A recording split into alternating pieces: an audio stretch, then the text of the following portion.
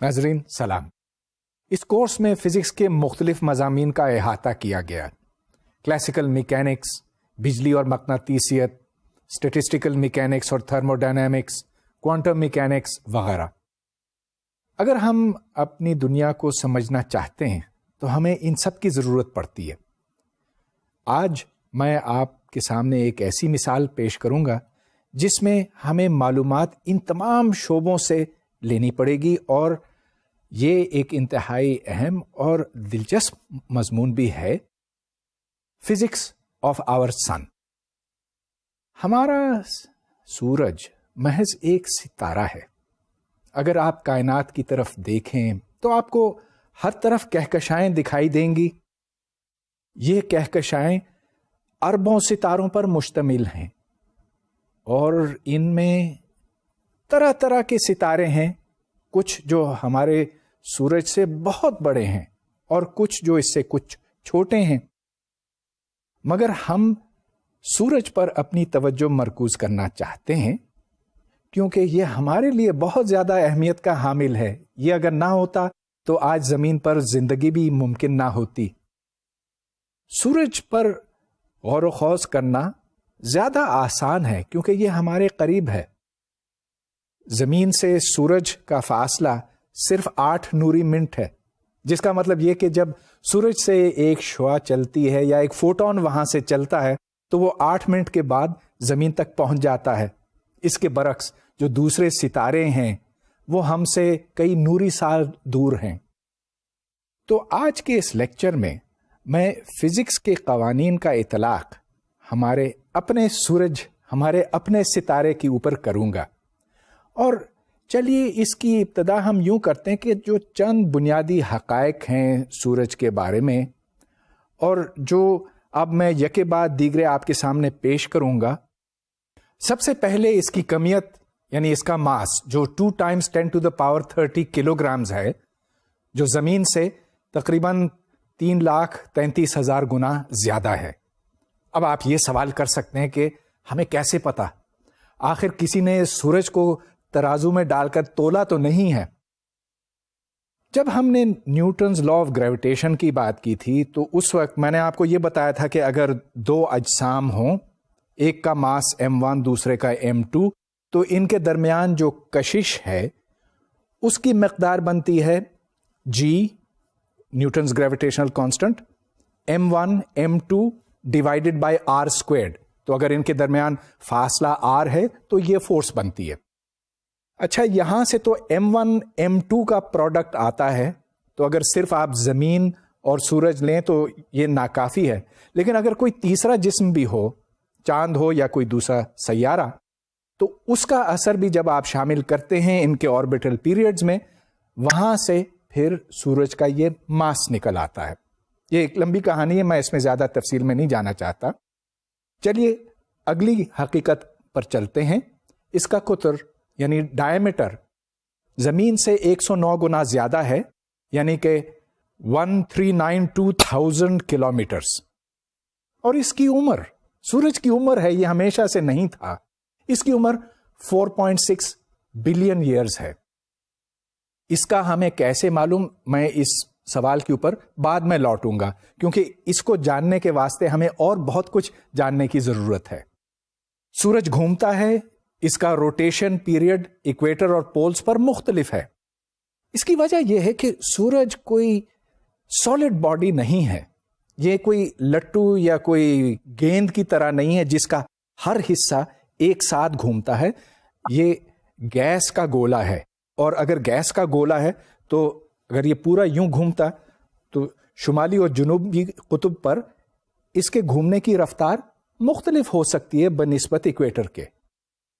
اس کا درجہ حرارت 15 ملین ڈگری ہے اس کے کور میں، اور اس کی سطح پر کم ہے، یعنی کہ 5770 ڈگریز. یہاں بھی آپ یہ سوال کر سکتے ہیں کہ ہمیں کیسے پتا. اصل میں اس کا جواب میں پہلے دے چکا ہوں، کیونکہ جب ہم نے بلیک باڈی ریڈیشن کی بات کی تھی تو اس وقت میں نے آپ کو یہ بتایا تھا کہ جب بھی آپ کسی جسم کو گرم کرتے ہیں تو اس میں سے شعاعیں نکلتی ہیں، اس میں سے ریڈیشن نکلتی ہے، اور اس ریڈیشن کا ایک مخصوص انرجی اسپیکٹرم ہوتا ہے. تو جب آپ کسی شے کو گرم کرتے ہیں تو پہلے وہ گہرا سرخ ہوتا ہے، پھر سرخ ہو جاتا ہے، اس کے بعد پیلا ہوتا ہے، پھر ہوتے ہوتے سفید، پھر نیلا. اگر آپ سورج کو اسپیکٹروسکوپ سے دیکھیں اور یہ دیکھیں کہ انرجی کس فریکوینسی میں کتنی ہے، تو اس سے ایک پورا اسپیکٹرم بنتا ہے جس کو پلانک اسپیکٹرم کہتے ہیں، اور جس پر میں لوٹنے والا ہوں اسی لیکچر میں. وہاں سے جو میکسیمم پوائنٹ نکلتا ہے اس سے ہمیں یہ معلوم ہوتا ہے کہ سورج کا درجہ حرارت اتنا ہے، یعنی کہ 5700 کے لگ بھگ. مگر یاد رہے کہ یہ اس کی سطح کے اوپر ٹیمپریچر ہے، اس کی گہرائی میں درجہ حرارت اس سے کہیں زیادہ ہے. اس کی کثافت یعنی ڈینسٹی سونے کی ڈینسٹی سے 8 گنا زیادہ ہے، لیکن اگر آپ اس کا ایوریج لیں تو وہ پانی سے کچھ بہت زیادہ نہیں ہے، تقریباً اس سے 1.5 گنا زیادہ ہے. یہ بات تو ہم کافی آسانی سے کیلکولیٹ کر سکتے ہیں، اس واسطے کہ اگر سورج کا ہمیں ماس معلوم ہو اور اس کا ریڈیس جس سے والیوم معلوم ہوتا ہے تو پھر وہاں سے ڈینسٹی نکالنے میں کوئی دشواری نہیں ہوتی. اس کی کمپوزیشن 72% ہائیڈروجن، 25% ہیلیم اور پھر کچھ دیگر عناصر موجود ہیں جن کو یہاں پر میں نے میٹلز لکھا ہے. ان میٹلز میں لوہا اور کاربن اور دیگر اس طرح کے عناصر ہیں. اب ہمیں یہ کیسے پتا؟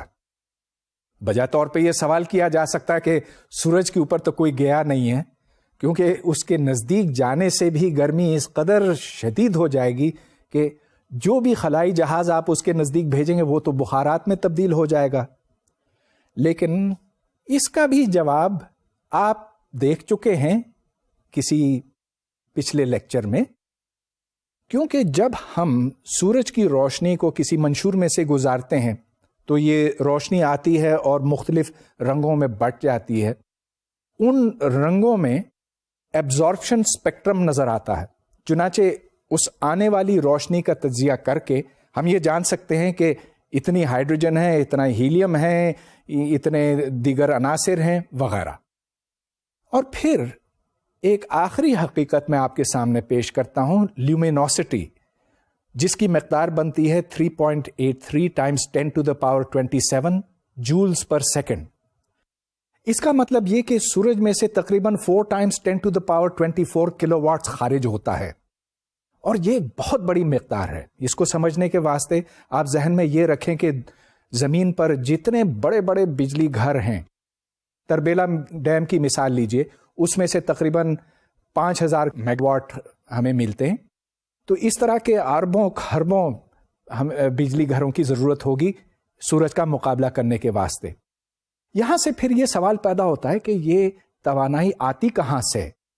ایک زمانے میں یہ خیال کیا جاتا تھا کہ کوئی کیمیائی مادہ ہے سورج کے اندر جس کے جلنے سے یہ ساری توانائی ملتی ہے. لیکن اگر آپ یہ حساب لگائیں کہ اس سے سورج کتنے وقت تک یہ توانائی خارج کر سکتا ہے تو وہ تو پھر صرف چند ملین سال ہی بنتا ہے. پھر اس کے بعد یہ خیال پیش کیا گیا، اور یہ غالباً لارڈ کیلون کا تھا، کہ سورج گریویٹیشنل کنٹریکشن سے یہ توانائی حاصل کرتا ہے. اس کی میں تھوڑی سی وضاحت کرتا ہوں. جب کوئی چیز اوپر سے نیچے گرتی ہے تو اس کی گریویٹیشنل پوٹینشیل انرجی میں کمی آتی ہے، اور پھر وہ کائنیٹک انرجی میں تبدیل ہو جاتی ہے، کیونکہ ٹوٹل انرجی تو ایک مستقل اماؤنٹ میں رہتی ہے، کنزرویشن آف انرجی. چنانچہ یہ خیال تھا کہ سورج جوں جوں سکڑتا جاتا ہے تو اس کی پوٹینشیل انرجی کائنیٹک انرجی میں تبدیل ہوتی ہے، اور وہ کائنیٹک انرجی پھر گرمی کی صورت میں نمودار ہوتی ہے، کیونکہ رینڈم کائنیٹک انرجی آپ کو یاد ہے اسی کو ہم گرمی کہتے ہیں، ہیٹ کہتے ہیں.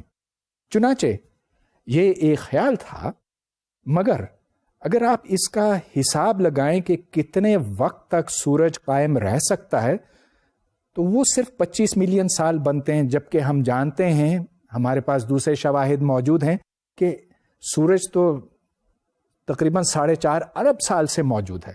چنانچہ یہ طریقہ نہیں ہو سکتا. یہ سورج کی توانائی کی توجیہ نہیں ہے. اور ہمیں سورج کا راز اس وقت پتا چلا جب آئنسٹائن نے E=mc² دریافت کیا. وہاں سے ہمیں یہ پتا چلتا ہے کہ ماس کو انرجی میں تبدیل کیا جا سکتا ہے. اور اب اس مسئلے کو ہم بہتر طور پر سمجھنا چاہیں گے. اگر آپ 4 پروٹونز کے ماس کا مقابلہ کریں ایک ہیلیم نیوکلیس کے ماس کے ساتھ، اور یاد رہے کہ ہیلیم نیوکلیس میں 2 پروٹون اور 2 نیوٹرون ہوتے ہیں، تو 4 پروٹون کا وزن زیادہ ہے بنسبت 2 پروٹون اور 2 نیوٹرون کے. اب یہ بات تھوڑی سی شاید آپ کو عجیب لگتی ہو کیونکہ پروٹون ہلکا ہوتا ہے بنسبت نیوٹرون کے، تو ظاہر ہے کہ 4 پروٹون اگر یہاں رکھتے ہیں تو یہ پلڑا بھاری اگر ہے تو یہ بہت عجیب بات ہے. نیوٹرون بھاری ہے پروٹون سے. لیکن الفا پارٹیکل کا ماس 4 پروٹون سے کم ہے، اور وہ کم اس واسطے ہے کہ اس میں نیوکلیئر بائنڈنگ ہے. چنانچہ جب 4 پروٹون کسی طرح سے فیوز ہو کر ہیلیم میں تبدیل ہوتے ہیں تو اس سے توانائی خارج ہوتی ہے، اور وہ توانائی فوٹونز کی صورت میں، روشنی کی صورت میں باہر نکلتی ہے. اس کو فیوژن کہتے ہیں. مگر یہ کہنا کہ 4 پروٹون سے الفا پارٹیکل بنتا ہے، اس کو ہمیں زیادہ قریب سے دیکھنے کی ضرورت ہے کیونکہ یہ اتنا بھی سادہ نہیں ہے. سب سے پہلے 2 پروٹون آپس میں ٹکراتے ہیں جس کے نتیجے میں ایک ڈیوٹرون بنتا ہے. یاد رہے کہ ڈیوٹرون پروٹون اور نیوٹرون پر مشتمل ہوتا. اس کے ساتھ ساتھ ایک نیوٹرینو اور پوزیٹرون بھی پیدا ہوتے ہیں. پوزیٹرون جا کر کسی دوسرے الیکٹرون کے ساتھ ٹکراتا ہے اور پھر 2 فوٹونز یعنی گاما ریز اس میں سے نکلتے ہیں. دوسرے مرحلے میں ڈیوٹرون کسی اور پروٹون کے ساتھ ٹکراتا ہے اور یہاں سے ایک ہیلیم 3 کا نیوکلیس بنتا ہے، ساتھ ساتھ ایک اور گاما رے اس میں سے نکلتا ہے. اور آخری مرحلے میں 2 ہیلیم نیوکلیائی آپس میں ٹکراتے ہیں جس سے ایک الفا پارٹیکل اور 2 پروٹونز بنتے ہیں. تو اس طرح سے 4 پروٹونز جب ٹکراتے ہیں تو ان میں سے بالآخر ایک ہیلیم نیوکلیس اور 2 پروٹونز نکلتے ہیں، پلس انرجی. وہ انرجی جیسا کہ میں آپ کو بتا چکا ہوں اس لیے آتی ہے کیونکہ الفا پارٹیکل کا ماس کم ہے بنسبت 4 فری پروٹونز کے. اب اس سے اتنی انرجی حاصل ہوتی ہے کہ سورج اربوں خربوں کلو واٹ خارج کر سکتا ہے. تو سوال یہ پیدا ہوتا ہے کہ ہم کیوں نہیں یہ کر سکتے؟ اس کی وجہ یہ ہے کہ اس کے لیے ہمیں فیوژن ری ایکشن کی ضرورت ہے جس میں یہ سب آ کر اکٹھے ہو سکیں. اگر آپ زمین پر 2 پروٹونز کو ٹکرانے کی کوشش کریں تو آپ کے پاس اتنی انرجی نہیں بنتی ہے. انرجی اس لیے نہیں بنتی ہے کہ یہ 2 پروٹون ایک دوسرے کو دور دھکیلتے ہیں. جب تک یہ کافی قریب نہ آئیں ایک دوسرے کے تو نیوکلیئر ری ایکشن ہو نہیں سکتا. یہ سمجھ لیجئے کہ یہ 2 پروٹونز یوں آ رہے ہیں اور وہ عام طور پہ یوں گزر جاتے ہیں ایک دوسرے کے ساتھ ری ایکٹ کیے بغیر. یہ صرف اس صورت میں ایک دوسرے کے ساتھ فیوز ہوتے ہیں جب اس کی اور اس کی انرجی بہت ہوتی ہے. تو اب سوال یہ پیدا ہوتا ہے کہ اس کے لیے کون سی شرائط درکار ہیں؟ ظاہر ہے کہ جب آپ کسی شے کو گرم کرتے ہیں یا خصوصاً کسی گیس کو گرم کرتے ہیں تو اس میں average energy of atoms, molecules, نیوکلیائی جو کچھ بھی ہے وہ بڑھتی ہے. اور جتنا زیادہ گرم کرتے ہیں تو ایوریج ویلوسٹی اس کے ساتھ ساتھ بڑھتی جاتی ہے. سورج میں ہائیڈروجن فیوژن ری ایکشن کے واسطے کم از کم 8 ملین ڈگریز کیلوین کی ضرورت ہے، اور یہ سورج کے کور ہی میں ہو سکتا ہے. جیسا کہ میں نے آپ کو بتایا 5700 ڈگریز یہ تو باہر کا ٹیمپریچر ہے سطح پر، لیکن اگر آپ سورج کے بیچ میں جائیں، اس کے کور میں داخل ہوں، تو پھر وہاں پر ٹیمپریچر کافی ہوتا ہے ہائیڈروجن فیوژن کے واسطے.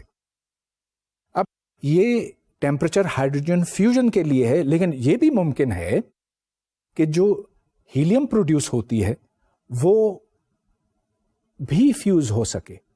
ممکن ہے، لیکن اس کے لیے اور زیادہ ٹیمپریچر چاہیے. تقریباً 100 ملین ڈگریز کے کی ضرورت ہے. چنانچہ یہ بھی ہوگا کہ جب سورج میں ہائیڈروجن کی مقدار کم ہو جائے گی، اور اس کی بات میں بعد میں کرنے والا ہوں، تو پھر جو باقی ماندہ ہیلیم ہے وہ بھی اس ٹیمپریچر پر آ سکے اور وہاں ایک نیوکلیئر ری ایکشن شروع ہو سکے۔ اگر ہم سورج کو مختلف حصوں میں تقسیم کریں تو اس کے 3 بنیادی حصے بنتے ہیں۔ ان کو یہاں پر کور، ریڈیشن زون اور کنویکشن زون کہا گیا ہے۔ کور سے مطلب سورج کا وہ اندرونی حصہ جہاں نیوکلیئر ری ایکشن ہوتا ہے، فیوژن ہوتا ہے، جس کی وجہ سے یہ توانائی پیدا ہوتی ہے۔ یہ پیدا ہوتی ہے فوٹونز کی صورت میں، یعنی کہ جو گاما ریز باہر نکلتی ہیں، اور یہ پھر داخل ہوتی ہیں ریڈیشن زون میں۔ تو ادھر فوٹونز کی بہت بڑی تعداد ہے۔ اب بڑی دلچسپ بات یہ ہے کہ ایک فوٹون جب کور میں پیدا ہوتا ہے تو اس کو سورج کی سطح تک پہنچنے میں تقریباً 1,70,000 سال لگتے ہیں۔ اب آپ یہ پوچھ سکتے ہیں کہ اتنا وقت کیوں لگتا؟ آخر روشنی تو روشنی کی رفتار پہ سفر کرتی ہے۔ وجہ یہ ہے کہ جب ایک فوٹون نکلتا ہے تو وہ آگے جا کر کسی ایٹم سے ٹکراتا ہے یا کسی چارج پارٹیکل سے ٹکراتا ہے، پھر دوسرے سے، اور یوں گھومتا گھومتا گھومتا یہ بہت وقت کے بعد سورج میں سے نکل سکتا ہے۔ اس کے برعکس جو پارٹیکلز انٹریکٹ نہیں کرتے وہ تو بہت جلدی نکل جاتے ہیں، اور اس کی بات میں بعد میں کروں گا۔ خیر، یہ ریڈیشن زون ہے جو سورج کے گرد ہے، کور کے باہر۔ اس کے بعد کنویکشن زون ہے۔ اب کنویکشن زون کو ہم یوں سمجھ سکتے ہیں، جب آپ کسی برتن میں کسی لیکوڈ کو گرم کرتے ہیں، پانی ہو یا دودھ ہو، تو جب نیچے سے گرم کرتے ہیں تو وہ پانی یا دودھ اوپر اٹھتا ہے۔ اوپر چونکہ ہوا کے ساتھ کانٹیکٹ ہے تو اوپر ٹھنڈا ہے نیچے کے مقابلے میں، تو یہ لیکوڈ یوں جا کر واپس آتا ہے، اور یہ ایک سائیکل بن جاتا ہے جس کو کنویکشن سائیکل کہتے ہیں۔ سورج کے کنویکشن زون میں یہ کنویکشن سائیکلز ہیں جو کور اور ریڈیشن زون سے انرجی اس کی سطح کے اوپر پہنچاتے ہیں۔ اگر آپ سورج کی سطح کو باریک بینی سے دیکھیں تو آپ کو کچھ اس طرح کی چیز دکھائی دے گی، اس کو سولر گرینیولیشن کہتے ہیں۔ یہاں پر تقریباً 1000 کلومیٹر کا فاصلہ ایک اور دوسرے گرینیول میں ہے، اور یہاں پر سورج سے گرمی اور پارٹیکلز اوپر آتے ہیں اور پھر واپس جاتے ہیں، تو ایک مکسنگ ہوتی ہے جو کنٹینیوسلی یوں چلتی ہے۔ اس طرح سے سورج میں انرجی ٹرانسپورٹیشن ہوتی ہے۔ سورج کی سب سے بالائی تہ فوٹوسفیئر کہلاتی ہے، اور اس میں درجہ حرارت نسبتاً کم ہے، تقریباً 5700 ڈگریز کیلوین، مگر بعض دفعہ ہم اس سے بھی اوپر دیکھ سکتے ہیں، وہ اس خاص صورت میں جب چاند سورج کے سامنے آ جاتا ہے، جس کو سورج گرہن کہتے ہیں۔ تو اگر آپ اس وقت سورج کی طرف دیکھیں، ویسے دیکھنا تو نہیں چاہیے کیونکہ اس سے آنکھوں کو نقصان پہنچنے کا اندیشہ ہے، لیکن اگر ٹیلیسکوپ سے یہ کیا جائے اور اسپیکٹروسکوپک انالیسس کی جائے تو معلوم ہوتا ہے کہ ایک کورونا ہے جو فوٹوسفیئر کے باہر ہے، جس کا درجہ حرارت اس سے بہت زیادہ ہے، کچھ ملین ڈگری سینٹی گریڈ ہے۔ ہر سیکنڈ سورج میں 4 ملین ٹن ہائیڈروجن توانائی میں تبدیل ہوتی ہے، اور بنیادی طور پر یہ فیوژن سے ہے، جیسا کہ میں بتا چکا ہوں۔ 4 proton, 1 helium, plus 25 million electron volts energy, plus 2 neutrinos میں تبدیل ہوتے ہیں۔ دراصل سورج میں فیوژن ری ایکشن اس سے کچھ زیادہ کمپلیکیٹڈ ہے، اور اس کو کاربن، نائٹروجن اور آکسیجن کی ضرورت پڑتی ہے، جو سورج کے اندر موجود ہیں۔ بہت زیادہ مقدار نہیں ہے ان کی، لیکن ان کا ہونا وہاں پر اشد ضروری ہے۔ ہاں، جو میں نے ری ایکشنز آپ کو دکھائے تھے وہ بھی ہوتے ہیں، لیکن جو سورج سے توانائی نکلتی ہے اس کی بڑی مقدار CNO سائیکل سے برآمد ہوتی ہے۔ C carbon, N nitrogen, O oxygen. یہ خاصا کمپلیکیٹڈ ہے۔ یہ دیکھیے کہ سب سے پہلے ایک پروٹون کاربن 12 نیوکلیس کے ساتھ ٹکراتا ہے، جس کے نتیجے میں نائٹروجن 13 بنتی ہے، پھر کاربن 13, پھر نائٹروجن 14, پھر آکسیجن 15, نائٹروجن 15 اور بالآخر کاربن 12.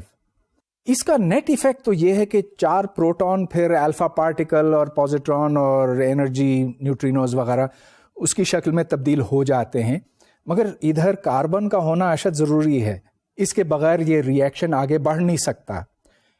اس کو ہم کیٹلائزڈ ری ایکشن کہتے ہیں. مطلب یہ کہ کاربن جتنا پہلے تھا اتنا ہی بعد میں رہتا ہے، مگر اگر یہ نہ ہو تو پھر یہ ری ایکشن آگے بڑھ نہیں سکتا. یہ دیکھا گیا ہے کہ اگر سورج اسی رفتار پر ہائیڈروجن کنزیوم کرتا رہا تو یہ تقریباً 10 ارب سال تک آگے چل سکتا ہے، جس کا مطلب یہ کہ اب تقریباً 5 یا 5.5 ارب سال باقی ہیں. یہاں جو ری ایکشن ایفیشنسی ہے وہ کوئی بہت زیادہ نہیں ہے، تقریباً 0.008 ہے، جس کا مطلب ہے 0.8%. یہاں ری ایکشن ایفیشنسی 100% اس واسطے نہیں ہو سکتی کہ 4 پروٹونز بالآخر ایک الفا پارٹیکل میں تبدیل ہوتے ہیں اور الفا پارٹیکل بھاری ہوتا ہے. ہاں 4 پروٹون سے تھوڑا سا زیادہ ہلکا ہے، مگر یہاں total conversion of mass into energy نہیں ہوتی. اس کے برعکس اگر ایک الیکٹران اور پوزیٹران آپس میں ٹکرائیں تو یہاں کوئی میٹر، کوئی مادہ نہیں بچتا، صرف توانائی ہی توانائی ہوتی ہے جو فوٹونز کی صورت میں باہر جاتی. اب چلیے میں ایک اور موضوع کی طرف آتا ہوں. یہاں نیوکلیئر ری ایکشن ہو رہا ہے جس کے نتیجے میں گرمی پیدا ہو رہی ہے. گرمی کی وجہ سے گیس کا پریشر بے انتہا زیادہ ہوتا ہے.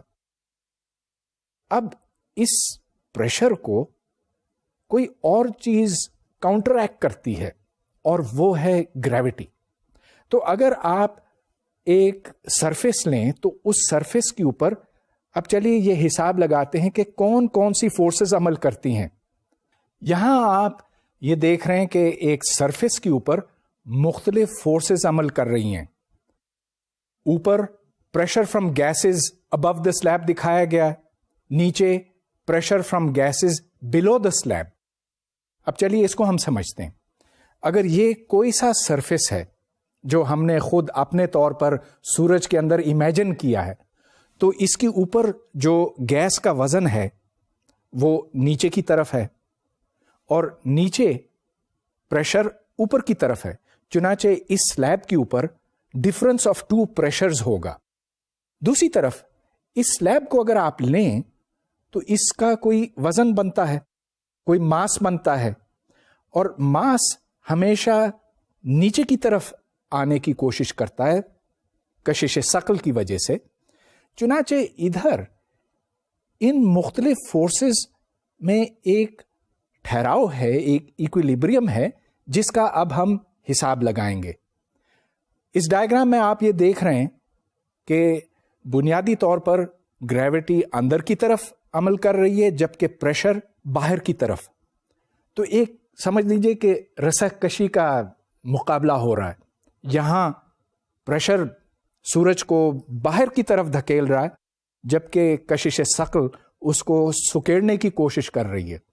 جب یہ دونوں برابر ہوں گے تبھی یہاں ایکویلیبریم کی صورتحال پیدا ہو سکے گی.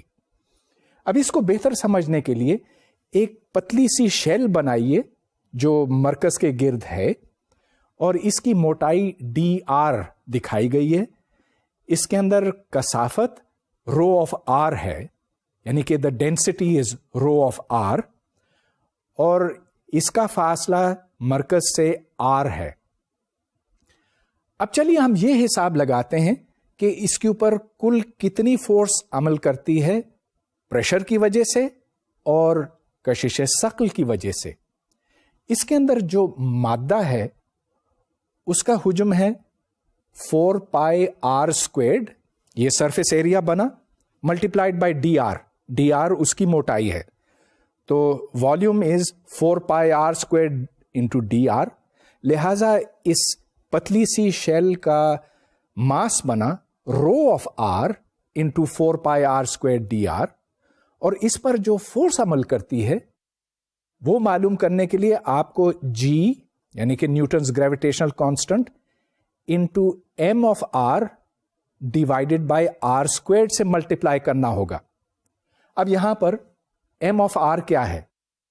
It is the total mass of the sun up to distance r।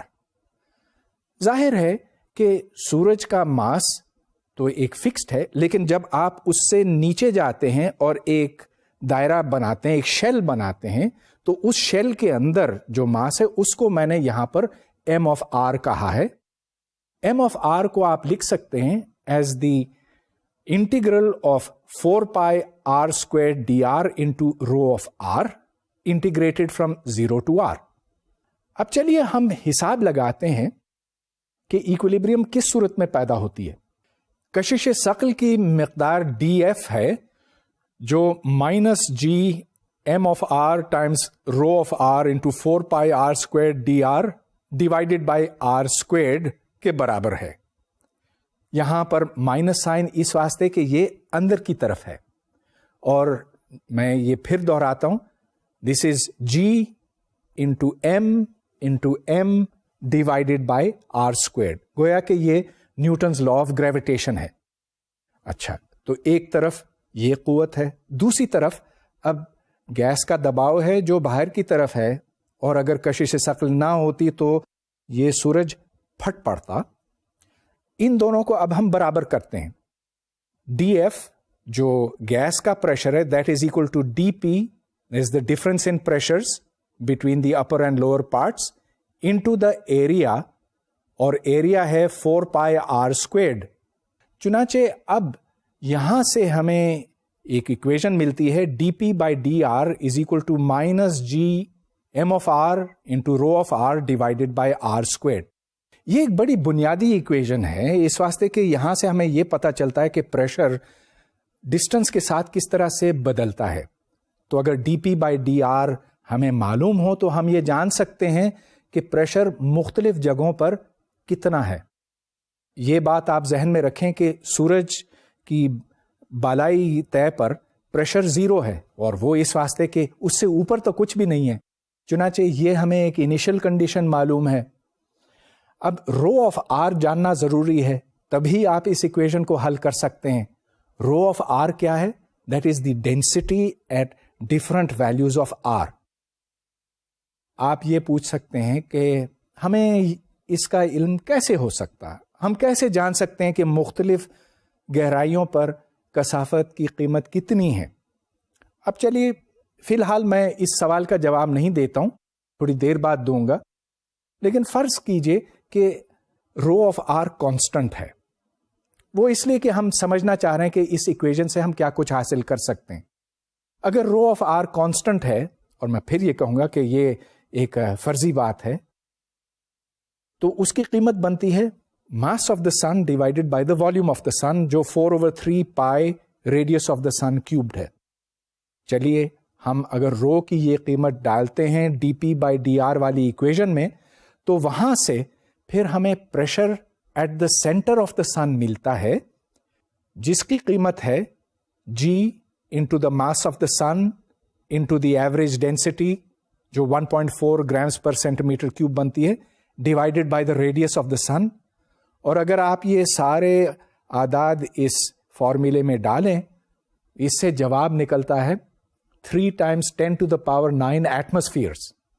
अब एटमॉस्फेयर्स से मतलब ये कि जमीन पर जितना हवा का दबाव है, अगर उसको आप एक एटमॉस्फेयर कहें, तो सूरज के मरकज में इतना ज्यादा प्रेशर है, 3 × 10⁹ एटमॉस्फेयर्स। इसका मतलब ये कि एटम्स तो वहां नहीं होते, लेकिन न्यूक्लियाई आपस में अक्सर टकराते हैं। यहां मैंने आपको वेलोसिटी डिस्ट्रीब्यूशन ऑफ न्यूक्लियाई के 2 मुख्तलिफ ग्राफ्स दिखाए हैं, जब टेम्परेचर 1 मिलियन डिग्रीज के होता है और जब टेम्परेचर 2 मिलियन डिग्रीज के होता है। तो यहां आप ये देख रहे हैं कि दर्जा हरारत जब मिलियंस ऑफ डिग्री सेंटीग्रेड होता है और प्रेशर 10⁹ एटमॉस्फेयर्स होता, तो फिर फ्यूजन के कंडीशंस मुमकिन हो जाते हैं। लेकिन वो सवाल अब भी है कि अगर हम प्रेशर जानना चाहें और अगर हम سورج کے اندر جو کچھ ہے اس کے بارے میں معلومات حاصل کرنا چاہیں تو اس کا طریقہ کیا ہو سکتا؟ آخر جو روشنی ہم تک پہنچتی ہے وہ تو بالائی سطحوں سے ہی آ سکتی ہے. جیسا کہ میں نے آپ کو بتایا، ایک فوٹون جب کور میں سے نکلتا ہے تو اس کو سطح تک آنے میں 1,70,000 سال لگ جاتے ہیں. مگر ایک اور پارٹیکل ہے جو ہمیں معلومات پہنچاتا ہے سورج کے اندر اس کے اندرونی حصوں کے بارے میں، اور وہ ہے نیوٹرینو. نیوٹرینو صرف 2.1 سیکنڈ میں کور سے سطح تک پہنچ جاتا ہے اور پھر وہ خلا میں سے گزرتا ہوا بالآخر زمین پر پہنچتا ہے. نیوٹرینو اس واسطے اتنی تیزی سے نکل سکتا ہے کہ اس کا انٹریکشن میٹر کے ساتھ بہت بہت کم ہے. جتنے نیوٹرینوز زمین پر آتے ہیں وہ تقریباً سارے زمین میں سے گزر جاتے ہیں. صرف 1 نیوٹرینو in 10⁻42 زمین کے اندر پھنس کے رہ جاتا ہے. لیکن آج سائنسدانوں نے یہ صلاحیت حاصل کر لی ہے کہ وہ ان نیوٹرینوز کو نہ صرف ڈیٹیکٹ کر سکتے ہیں لیکن یہ جان سکتے ہیں کہ سورج میں سے کتنے نیوٹرینوز نکل رہے ہیں اور کس انرجی کے نکل رہے ہیں. چنانچہ اس سے ہم یہ جان سکتے ہیں کہ سورج کی مختلف تہوں پر اور اس کی مختلف آر ویلیوز پر ڈینسٹی کتنی ہے. یہ ایک لمبی کہانی ہے، ایک بڑا مضمون ہے، مگر یہاں پر میں صرف آپ کو اتنا ہی بتا سکتا. ایک اور طریقہ ہے جس سے ہم سورج کے اندر اور اندرونی حصوں کے بارے میں معلوم کر سکتے ہیں، اور اس کو ہیلیو سائسمولوجی کہتے ہیں. ہیلیو سے مطلب سورج سے متعلق، اور سائسمولوجی سے مطلب ہے زلزلوں کی سائنس. ہاں، سورج پر زلزلے آتے ہیں.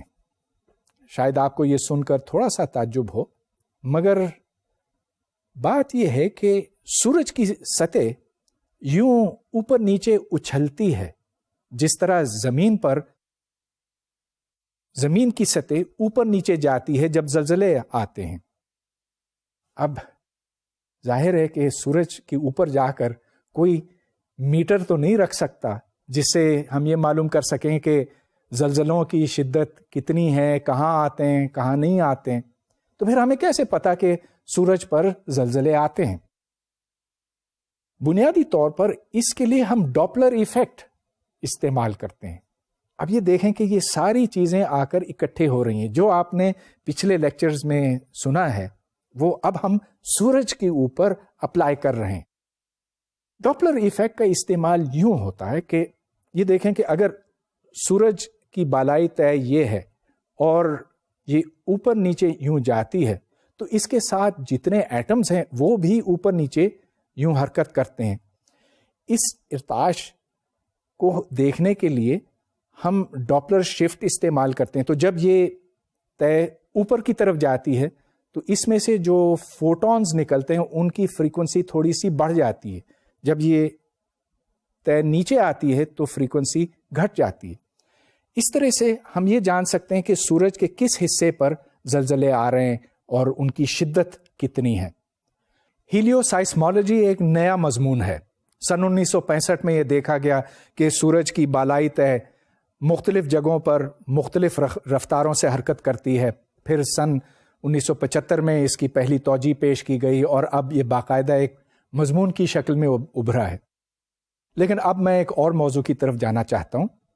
سورج سے جو گرمی اور روشنی خارج ہوتی ہے وہ بالآخر ہم تک پہنچتی ہے، اور اگر یہ نہ ہو تو زمین پر زندگی ناممکن ہو جاتی.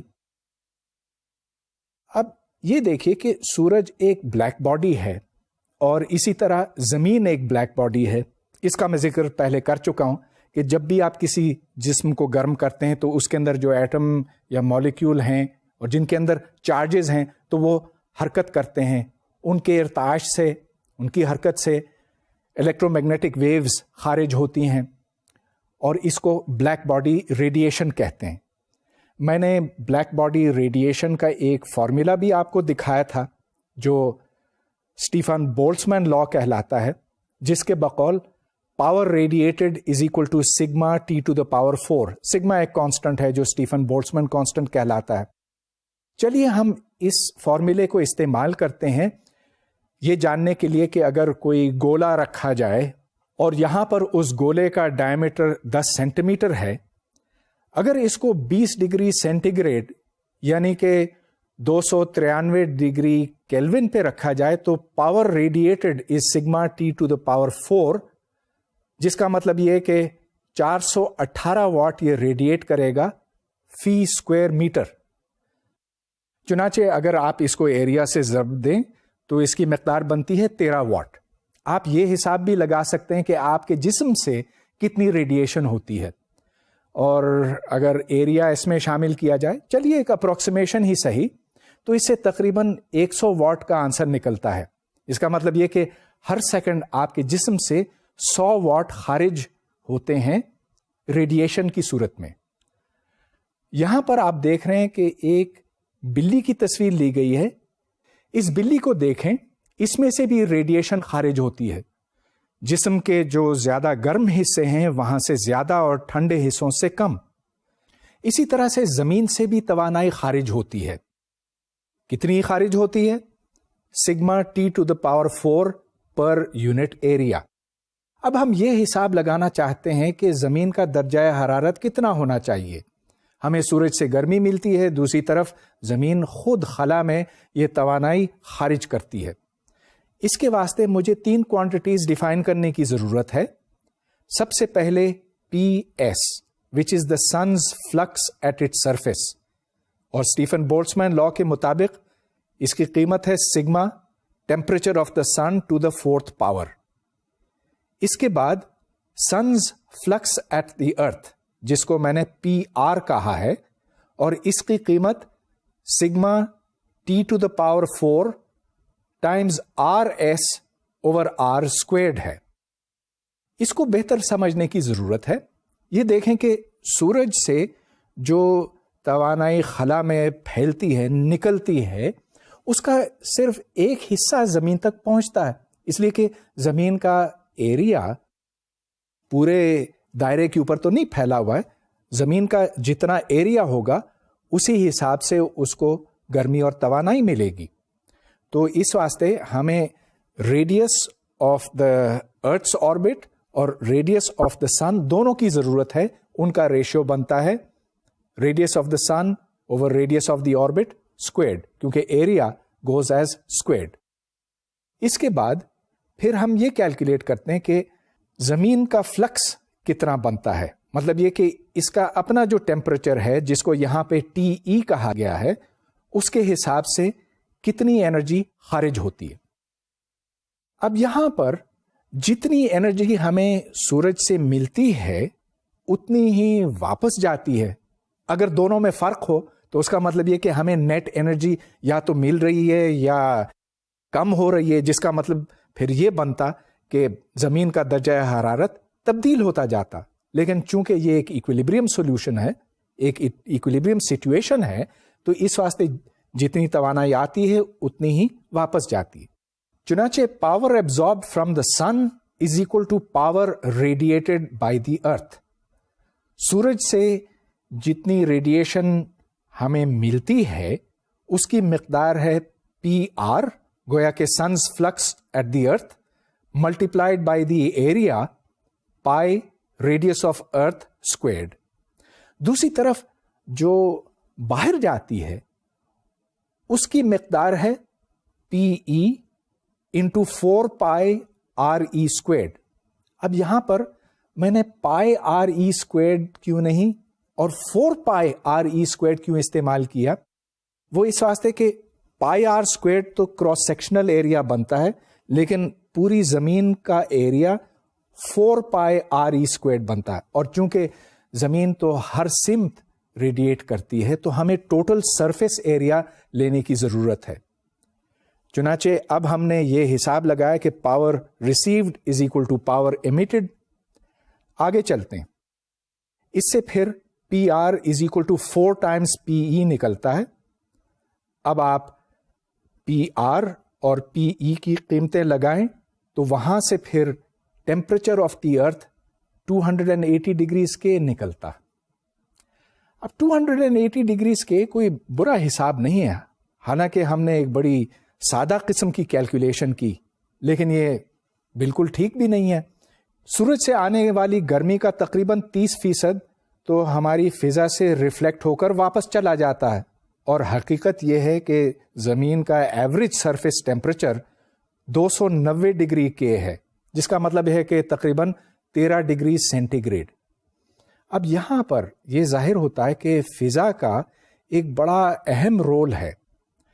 اب اس کو ہم بہتر سمجھنا چاہتے ہیں کیونکہ اس کا تعلق پھر گلوبل وارمنگ کے ساتھ بنتا ہے، جو آج ایک بہت بڑے مسئلے کے طور پر ابھر کے آیا ہے.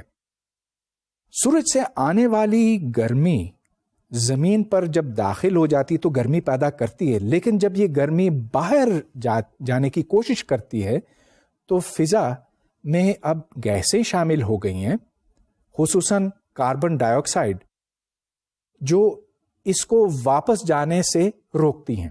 ہاں، کاربن ڈائی آکسائڈ تو ہمیشہ سے تھی، لیکن چونکہ اب گاڑیوں سے اور فیکٹریوں سے یہ دھواں اٹھتا ہے اور اس دھوئیں میں کاربن ڈائی آکسائڈ کی بہت بڑی مقدار ہوتی ہے، اس واسطے اب اس ریڈیشن کو باہر جانے میں دشواری ہوتی ہے. چنانچہ زمین کا عمومی درجہ حرارت بڑھتا چلا جا رہا ہے. اب کاربن ڈائی آکسائڈ کو ایک گرین ہاؤس وارمنگ گیس کہا جاتا ہے. اس کی وجہ کیا ہے؟ بنیادی بات یہاں پر یہ ہے کہ ہر مالیکیول کے اپنے وائبریشنز ہوتے ہیں. تو اگر آپ کاربن ڈائی آکسائڈ کو دیکھیں تو یہ کئی مختلف طرح سے ارتعاش کر سکتا ہے، وائبریٹ کر سکتا ہے. جب میں نے کوانٹم میکینکس کی بات آپ کے ساتھ کی تھی تو میں نے آپ کو بتایا تھا کہ ہر کوانٹم سسٹم میں مخصوص لیولز ہوتے ہیں. یا تو آپ کرسی پر بیٹھ سکتے ہیں یا کھڑے ہو سکتے ہیں، آپ آدھا بیٹھ نہیں سکتے. تو ایک سسٹم کو یا تو اس لیول یا اس لیول یا اس لیول میں ہونا پڑتا ہے. کاربن ڈائی آکسائڈ کا مالیکیول اس لیول میں ہو سکتا ہے. اب مسئلہ یہ ہے کہ جب زمین سے ریڈیشن اوپر جانے کی کوشش کرتی تو یہ کاربن ڈائی آکسائڈ کے مالیکیولز کو ایکسائٹ کرتی ہے، اور اس کی وجہ سے کاربن ڈائی آکسائڈ کا مالیکیول اس گرمی کو جذب کر لیتا ہے. کاربن ڈائی آکسائڈ کے علاوہ میتھین گیس، میتھین آپ کو یاد ہوگا CH4 ہے، یہ بھی ایک گرین ہاؤس وارمنگ گیس کہلاتی ہے، کیونکہ اس کی مولیکولر وائبریشنز بھی اسی رینج میں آتی ہیں. تو میں اس بات کو دہراتا ہوں کہ جو ریڈیشن زمین سے نکلتی ہیں ان کا ایک فریکوینسی اسپیکٹرم ہے.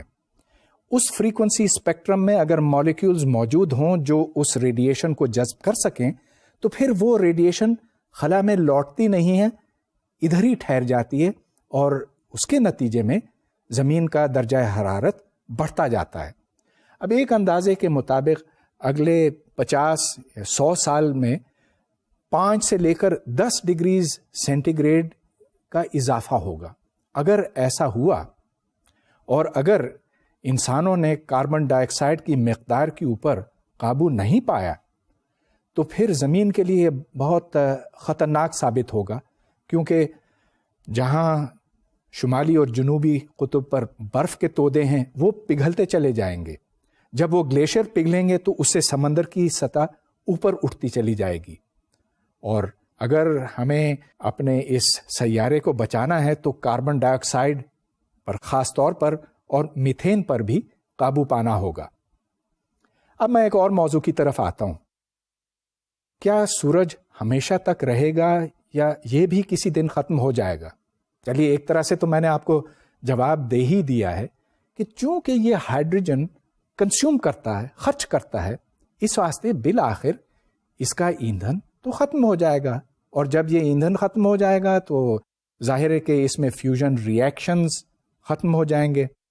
اب میں نے آپ کو کچھ وقت پہلے یہ بتایا تھا کہ ہائیڈروجن فیوژن کے لیے ہمیں تقریباً 8 ملین ڈگریز کے کی ضرورت ہے، اور 8 ملین ڈگریز کے صرف سورج کے کور میں پایا جاتا ہے.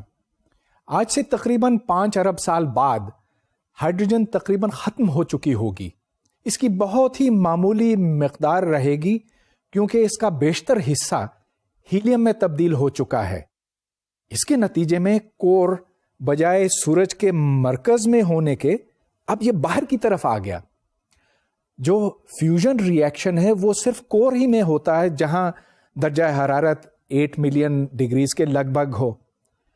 سورج کا بڑا حصہ اب ہیلیم بن چکا ہے اور اب جو بالائی حصہ ہے وہیں پر تھوڑی بہت ریئیکشنز، فیوژن ریئیکشنز ہوتی ہیں. کچھ وقت کے بعد یہ بھی ختم ہو جائے گا. اب اس کے نتیجے میں جو درجہ حرارت میں کمی آئے گی اس سے سورج کی ساخت بالکل ہی بدل جائے گی. یہ دیکھیں کہ جیسا کہ میں نے آپ کو پہلے بتایا تھا، سورج کے اندر 2 بیسک فورسز ہیں. ایک فورس وہ جو اس کو سکیڑنے کی کوشش کرتی ہے، کشش ثقل. دوسری طرف وہ قوت جو اس کو باہر کی طرف لے جاتی ہے، مطلب یہ کہ اس کو پھیلانے کی کوشش کرتی ہے. ان کا توازن جب بگڑ جاتا ہے تو پھر تبدیلیاں آتی ہیں، لازماً آئیں گی. اگرچہ ہم 5 بلین سال بعد یہاں نہیں ہوں گے، لیکن ہم یقین سے کہہ سکتے ہیں کہ اس وقت گیس کا دباؤ اتنا نہیں ہوگا کہ وہ کشش ثقل کو روک سکے. چنانچہ اب سورج سکڑنے لگے گا. وہ یوں سکڑے گا کہ اب ڈینسٹی کور میں اس قدر بڑھ جائے گی کہ وہاں ہیلیم کے ایٹمز آپس میں ٹکرانے لگیں گے. جب میں نے آپ سے فیوژن کی بات کی تھی تو میں نے آپ کو یہ بتایا تھا کہ ہاں، ہائیڈروجن اور ہائیڈروجن آپس میں فیوز ہو کر توانائی پیدا کرتے ہیں، اور یہ بھی بتایا تھا کہ ہیلیم اور ہیلیم کے نیوکلیائی بھی آپس میں ٹکرا کر فیوز ہو سکتے ہیں، لیکن اس کے لیے زیادہ ٹیمپریچر اور پریشر کی ضرورت ہے. اور اب یہ کیفیت ضرور پیدا ہوگی، کیونکہ جیسے جیسے یہ سورج اب سکڑتا جائے گا ویسے ویسے ادھر درجہ حرارت اب بڑھتی جائے گی، پریشر بڑھتا جائے گا، اور اب فیوژن کا عمل ہیلیم سے شروع ہو چکا ہوگا. تو اس کو 3 ہیلیم پروسیس کہتے ہیں. So helium plus helium plus helium goes into carbon 12، اور اس کے نتیجے میں اب سورج کو ایک نئی زندگی ملے گی، مگر یہ پہلے سے بالکل مختلف ہوگی، کیونکہ اب سورج بجائے اس کے کہ وہ سکڑتا چلا جائے، اب وہ پھیلتا چلا جائے گا. اس کو ریڈ جائنٹ فیز کہتے ہیں. ریڈ جائنٹ فیز میں سورج کا سائز موجودہ سائز سے 100 گنا زیادہ ہوگا. مطلب یہ کہ یہ 100 گنا پھیل چکا ہوگا، اور اس میں جو نزدیکی سیارے ہیں وہ بھی اس کی گرفت میں آ جائیں گے، اس میں گر کر تباہ ہو جائیں گے. یہ بھی ہمیشہ تک نہیں ہوگا، اس واسطے کہ ہیلیم کو بھی ختم ہونا ہے. اب کاربن 12 جلنے لگے گا، لیکن کاربن 12 کے جلنے سے ایک اور کیفیت پیدا ہوگی. کاربن 12 کی فیوژن کے لیے ہمیں اور زیادہ ٹیمپریچر چاہیے، لیکن اب اس کے نتیجے میں یہ ایک سپر جائنٹ فیز میں چلا جائے گا، اور وہ اس سے بھی 100 یا اس سے زیادہ 200-300 گنا بڑا ہوگا. اس کو سپر جائنٹ فیز کہتے ہیں. اور آخر میں کیا ہوگا؟ آخر سے مراد یہ کہ جب کاربن 12 بھی ختم ہو جائے گی، اب ایک نیا فیز شروع ہوتا، اور اس کو وائٹ ڈوارف فیز کہتے ہیں. اب چونکہ اب یہ اس کی نیوکلیئر فزکس بڑی کمپلیکیٹڈ ہے، لیکن اب چونکہ پریشر اتنا نہیں ہے کہ وہ کشش ثقل کو روک سکے، تو اب یہ سورج سکڑتا چلا جائے گا، سکڑتا چلا جائے گا، اور صرف جب یہ زمین کے قطر کے برابر ہوگا تب یہ رکے گا، اور اس وقت اس کو وائٹ ڈوارف کہیں گے. اور اس وقت اس کی کثافت اتنی زیادہ ہوگی کہ اگر آپ اس میں سے ایک اتنا سا گیند برابر کا مادہ نکالیں تو اس کا وزن تقریباً زمین کے برابر ہوگا. اس کو وائٹ ڈوارف کہتے ہیں. اس کی تفصیل میں یہاں نہیں بتا سکتا، لیکن اس طرح کی مثالیں ہمیں آسمان میں بہت دکھائی دیتی ہیں. مثال کے طور پر ایک ستارہ ہے جو سیریس بی کہلاتا ہے. اس کی تصویر آپ کے سامنے ہے. اس کا ایک ساتھی ستارہ ہے جو سیریس اے ہے. سیریس بی وائٹ ڈوارف ہے، اور یہ آپ دیکھ رہے ہیں کہ سیریس اے کے مقابلے میں بہت چھوٹا ہے. ستاروں کا آخری انجام اس سے بھی مختلف ہو سکتا ہے. اب جو بھاری ستارے ہیں، ہمارا سورج نہیں، لیکن جو اس سے کئی گنا بھاری ہیں، 10 गुना या 20 गुना ज़्यादा, वो बिलाखिर ब्लैक होल्स भी बन सकते हैं। ब्लैक होल्स के बारे में मैं मुख्तसरन यहाँ जिक्र करता हूँ कि जब किसी सितारे का ईंधन मुकम्मल तौर पर ख़त्म हो जाता है तो फिर उसके अंदर कोई गैस का दबाव नहीं रहता और वो सुकड़ता चला जाता है और उसकी कसाफत इस कदर ज़्यादा हो जाती है कि उसकी सतह के ऊपर ग्रेविटेशनल फील्ड किसी चीज़ को बाहर जाने की इजाज़त नहीं देती, हत्ता कि रोशनी भी उससे बाहर नहीं निकल सकती है। ऐसी सूरत में उसको हम ब्लैक होल कहते हैं। अब इस लेक्चर में मैंने सूरज के मुस्तकबिल के बारे में बात की और उससे पहले ये कि सूरज में क्या कुछ है, हम ये कैसे जान सकते हैं कि उसके अंदर कौन कौन सी अज्जा हैं, कि उसका दर्जा हरारत सतह पर कैसे कितना है और ये कि उसके अंदर क्या कुछ है, दर्जा हरारत कितनी है इसके कोर में, फिर इसके क्रोमोस्फीयर पे, फिर इसके कोरोना पे वगैरह वगैरह। तो इन सब बातों से एक हकीकत सामने आती है, वो ये कि हमने फिजिक्स के तमाम शोबे इस्तेमाल किए। हमने यहाँ पर क्लासिकल मैकेनिक्स इस्तेमाल किया। हाँ, अगर हमें एक बैलेंस चाहिए बिटवीन प्रेशर एंड ग्रेविटी तो फिर हम न्यूटन्स लॉ वहाँ इस्तेमाल कर रहे हैं। फिर हमने थर्मोडायनामिक्स और स्टैटिस्टिकल मैकेनिक्स इस्तेमाल की, क्योंकि इसके अंदर जो गैस है वो गर्म है, उस गर्मी की वजह से एटम्स और मॉलिक्यूल्स और न्यूक्लियाई और जो भी अज्जा हैं वो हरकत करते हैं, किस तेज़ी से हरकत करते हैं ये हमें स्टैटिस्टिकल मैकेनिक्स से पता चलता है। इसमें से तवानाई किस अंदाज में खारिज होती है, प्लांक्स डिस्ट्रीब्यूशन, ये भी हमें स्टैटिस्टिकल मैकेनिक्स से मालूम हुई। फिर न्यूक्लियाई जब आपस में टकराते हैं और उनसे एनर्जी खारिज होती है, फ्यूजन रिएक्शंस, उसके लिए हमें न्यूक्लियर फिजिक्स और क्वांटम मैकेनिक्स जानने की ज़रूरत है। गर्ज ये कि यहाँ पर फिजिक्स के तमाम शोबे काम में आए। ये नहीं कि अगर हमने सिर्फ ये पढ़ा होता तो हम सूरज को समझ चुके होते या वो पढ़ा होता। यहाँ से हम फिर एक नतीजा निकालते हैं कि जो भी इस कायनात को समझना चाहता है उसको इन तमाम मज़ामीन पर गौर व खौज़ करना होगा। अब फिज़िक्स की अनगिनत एप्लीकेशंस हैं।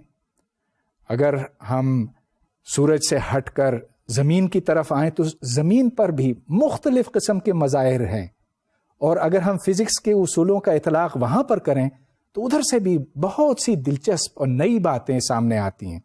तो मुझे उम्मीद है कि आप भी इसके ऊपर गौर करेंगे और आप भी इल्म की हुदूद को आगे बढ़ाएंगे। आज नहीं तो मुस्तक़बिल